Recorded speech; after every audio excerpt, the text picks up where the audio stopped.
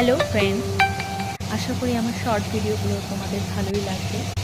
আজকে দুপুরে আমি মাছ ভেজেছিলাম আর মিষ্টি কুমড়ো টমেটো পুড়িয়ে সেটাকে লঙ্কা বাটা করেছিলাম তোমার মিক্সি গ্রাইন্ডারে।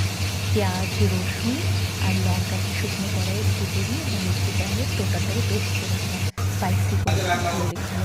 ভাতও বসিয়েছিলাম। তারপর দেখো, দেখতেই পাচ্ছ। আর এটা তেলের চচ্চড়ি, আলু বেগুন ভেজে নিয়ে তারপর তেলটাকে ছেড়ে দিই। লাস্টের দিকে একটু কালো করে বেটে দিয়ে দিয়েছিলাম, খুব ভালো হয়েছিল। তো এই আমার রান্না। আর হাজব্যান্ড দুপুরে আখের রস এনেছিল। তেলের চচ্চড়ি দেখো ফাইনাল হয়েছে। এটা বাটা কুমড়ো, বাটা মিষ্টি কুমড়ো, তারপর মিষ্টি কুমড়ো বীজও ভেজেছিলাম।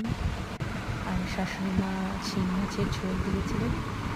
আর এই তো আজকের দুপুরটা বেশ ভালোই গেল।